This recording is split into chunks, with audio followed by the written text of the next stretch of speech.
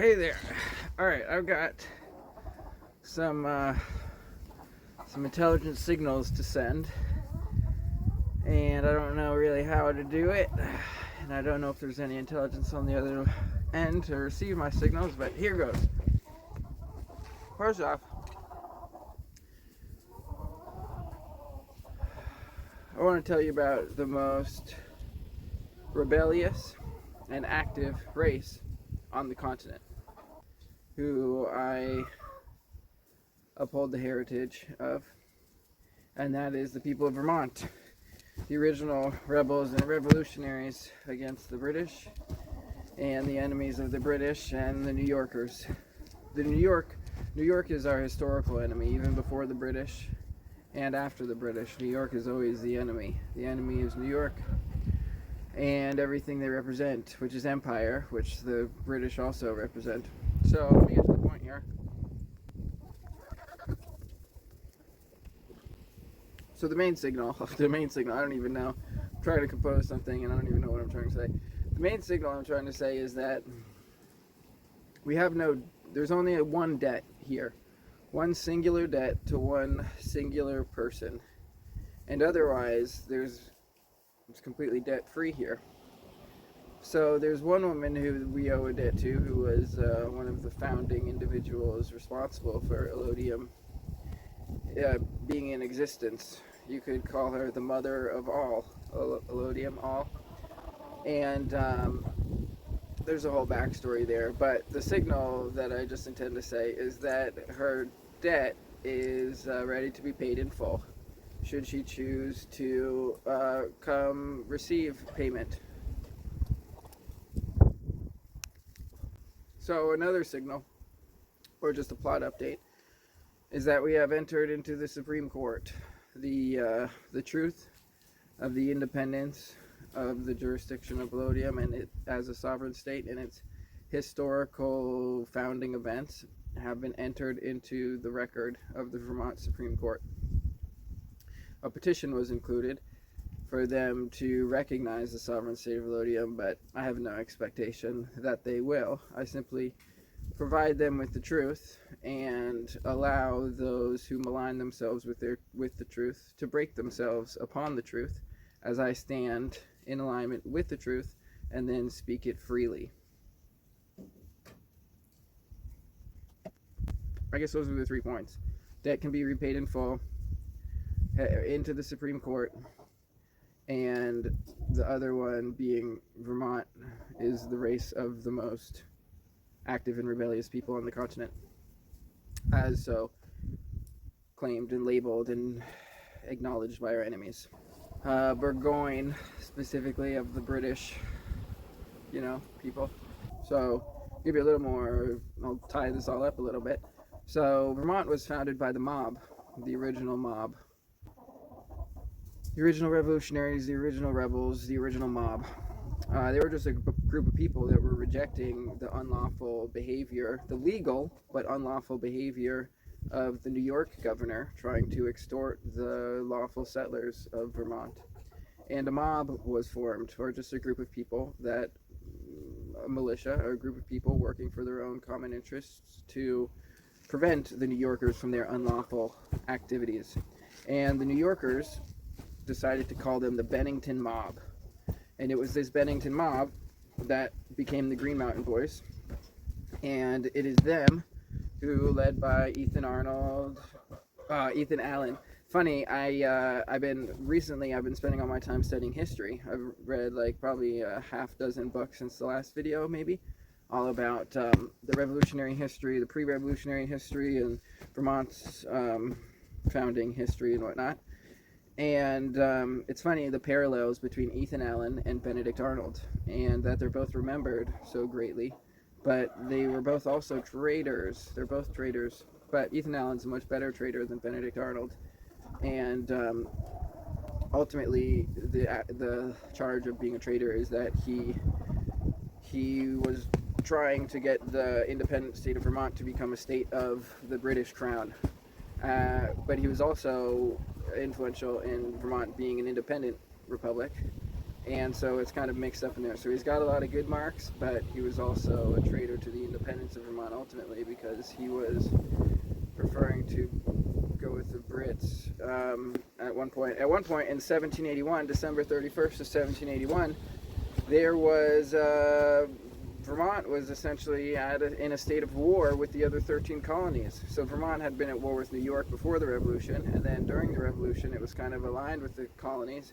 But then there was a period of time where the great General Stark is aligned with the Yorkers against the Vermonters, the true revolutionaries, and John Stark paid a heavy price for his health for that, just like Seth Warner paid a heavy price for his health for aligning with the Continental Congress, which ended up rejecting the independence of Vermont. They wanted to use Vermont, the fighting force of the Green Mountain Boys, and yet they were rejecting the legitimacy of the state. So it put Seth Warner as the head colonel, lieutenant colonel of that force in a divided loyalty position, which can only cause a torment upon your body. And he died pretty young as a result of the torment upon his body from his time served.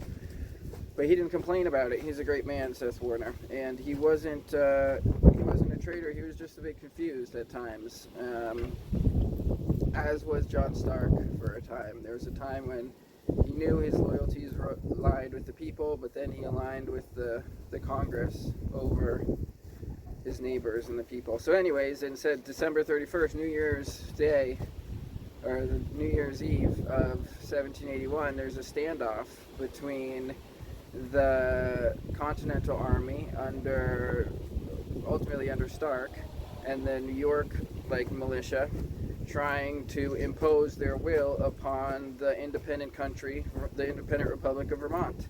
And they brought forth 80 people, and Vermont brought forth 186 people plus a cannon, led by Ethan Allen. And the New Yorkers, the Continentals, were like, yeah, we'll just go home. We're not gonna mess with these most active and rebellious race on the continent.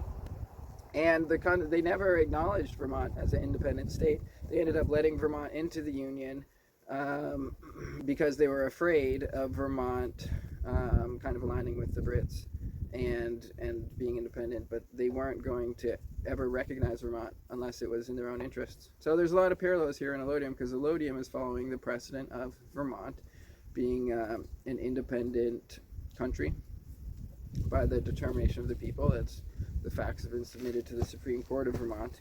And just like the odds were kind of against Vermont, originally they didn't really have the best leadership. So for 14 years, and Chinton was the governor of Vermont for pretty much that whole time. He was actually pretty good, and was able to maintain independence for a while. But they were just so obsessed with joining the bigger power, be it the Brits or the Union of States, that they forsook the value of being independent. And so anyways, the point I want to get to is that the odds against Allodium being ever recognized by Vermont or the Congress are slim to none. For a betting person, you've got really good odds betting on me and Allodium. You could probably put down $1 and win $1 million or $10 million. The odds are so rounded down to zero. There's 0% odds of my success, and there's 100% odds of my violent death by foreign aggressors trying to impose their will upon the free people here of Allodium. And just as my favorite quote of Han Solo is, which I'll probably butcher the quote, but it's "Don't tell me the odds," because you don't really care about the odds, because life isn't a mechanical calculation of odds. It's the force of a creative being which is acting through us. So you can't calculate the odds of a future event, because the events are brought forth from a point of truth which is unique and is not repeatable, and the odds are all calculated upon what was done in the past. Anyway, so getting to the point, the one person whose debt is owed, they have three options. One is ignore and never collect the debt. Two is make a round trip and collect the debt in full, and I'll never see you again. And then the third option is to make a one-way trip, and you'll be in the same boat as me. But the odds are so awful that why would anyone want to do that? That's just crazy. But anyways, that's the end of the message. I'm really excited right now. It's a beautiful time of the year. I just love winter in Vermont. I used to hate the winter, but I've just come to appreciate all the seasons now as I've kind of aligned with the seasons, and there's just lots of snow and time to read and reflect and recover from an active build season, so that the most rebellious and active race also has time to study and align themselves with the Most High Jah. So that is the end of the message. I hope you have appreciated what I have to say and can unpack it and receive it in your own way. And I'll give you an update if there's ever an update from the state of Vermont. But currently, the court system, they're in a seek and destroy or evict and destroy mentality that the New Yorkers were in against the Vermonters. But the Vermonters prevailed against the New Yorkers. And there was a time when the 13 colonies, they were all indebted and bankrupt, and their energy was all low. Whereas Vermont, the independent republic, had high energy. We were affluent, abundant, and the 13 colonies couldn't present more than 80 people to try to oppress the most active and rebellious race of Vermonters. And we had Ethan Allen, a cannon, and 146 people to say, get out of here. We don't care about your stupid authority, and we're not going to submit to it. And there was towns in upstate New York and in New Hampshire, east of the Connecticut River, and I think even some down south. There's all these towns that were declaring their allegiance with Vermont because they didn't want to be part of these lame 13 colonies that were like taxing them and were just in a state of debt and despair. They all wanted to be part of Vermont. But at one point, and Vermont defended them, and when they declared their allegiance with Vermont, Vermont sent militia to defend these newly sort of not acquired, but these newly declared peoples and populaces that wanted to be part of the great state of Vermont, and they no longer wanted to be part of New Hampshire or New York or whatever. But ultimately, I would call it an act of treason or short-sightedness or whatever, that they gave up Vermont gave up its independence, and they stopped defending these other people who wanted to join Vermont, all so that they could join the Union, and then that solved these so-called border disputes because the states want to claim the people even if the people want to be part of another state. So they went with the top-down system instead of the bottom-up system, and so it had 14 years of greatness, and then ever since then it's been pretty weak and pathetic, and that's why Vermont is now more thought of as kind of like a weak, pathetic, liberal, progressive population and not the most active and rebellious people on the country. So represented by people like Bernie Sanders as opposed to someone like Stark.